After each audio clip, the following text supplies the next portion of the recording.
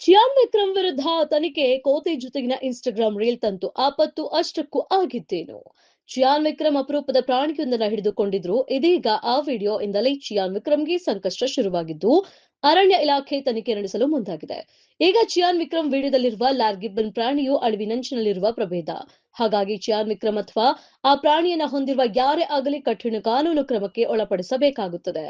ಏನು ನಟ ಚಿಯಾನ್ ವಿಕ್ರಮ್ ಭಾನುವಾರ ಇನ್ಸ್ಟಾಗ್ರಾಂ ರೀಲ್ ಹಂಚಿಕೊಂಡಿದ್ದು, ಅದರಲ್ಲಿ ಅವರು ಅಪರೂಪದ ಪ್ರಾಣಿಯೊಂದನ್ನು ಹಿಡಿದುಕೊಂಡಿದ್ರು. ಇದೀಗ ಆ ವಿಡಿಯೋ ಇಂದಲೇ ಚಿಯಾನ್ ವಿಕ್ರಮ್ಗೆ ಸಂಕಷ್ಟ ಶುರುವಾಗಿದ್ದು ಅರಣ್ಯ ಇಲಾಖೆ ತನಿಖೆ ನಡೆಸಲು ಮುಂದಾಗಿದೆ. ಈಗ ಚಿಯಾನ್ ವಿಕ್ರಮ್ ವಿಡಿಯೋದಲ್ಲಿರುವ ಲಾರ್ಗಿಬ್ಬನ್ ಪ್ರಾಣಿಯು ಅಳಿವಿನಂಚಿನಲ್ಲಿರುವ ಪ್ರಭೇದ.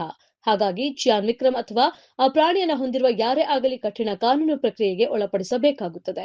ವಿಡಿಯೋದಲ್ಲಿ ಚಿಯಾನ್ ವಿಕ್ರಮ್ ಅವರು ಅಪರೂಪದ ಕೋತಿಯನ್ನು ಹಿಡಿದುಕೊಂಡಿದ್ರು. ಆ ಕೋತಿ ಪ್ರಭೇದದ ಪ್ರಾಣಿಯ ಹೆಸರು ಲಾರ್ಗಿಬ್ಬನ್. ಭಾರತದಲ್ಲಿ ಇಂತಹ ಅಪರೂಪದ ಪ್ರಾಣಿಯನ್ನ ಸಾಕುವುದು ನಿಯಮ ಬಾಹಿರ.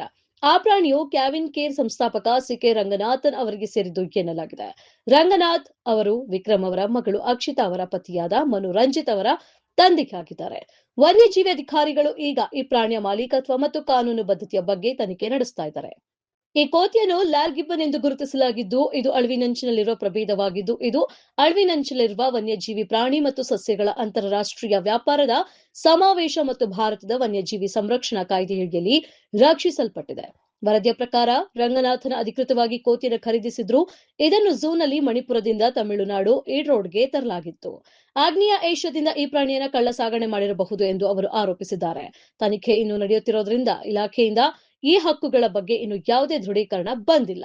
ಲಾರ್ಗಿಬ್ಬನ್ ಅನ್ನು ಹೊಂದಲು ರಂಗನಾಥನ್ ಬಳಿ ಅಗತ್ಯವಾದ ಕ್ಲಿಯರೆನ್ಸ್ ದಾಖಲೆಗಳಿಲ್ಲ ಎಂದು ಅವರು ಹೇಳಿದ್ದಾರೆ ಎಂದು ವರದಿಯಾಗಿದೆ. ಇನ್ನು ಈ ವಿವಾದದ ಬಗ್ಗೆ ನಟ ವಿಕ್ರಮ್ ಇನ್ನೂ ಪ್ರತಿಕ್ರಿಯಿಸಿಲ್ಲ.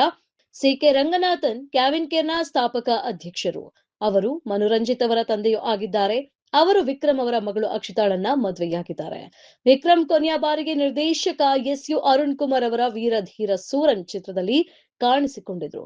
ಅವರು ಇತ್ತೀಚೆಗೆ ನಿರ್ದೇಶಕರಾದ ಆನಂದ್ ಶಂಕರ್ ಮತ್ತು ಬೋಡೆ ರಾಜ್ಕುಮಾರ್ ಅವರೊಂದಿಗೆ ತಮ್ಮ ಮುಂಬರುವ ಚಲನಚಿತ್ರಗಳನ್ನ ಘೋಷಿಸಿದ್ರು.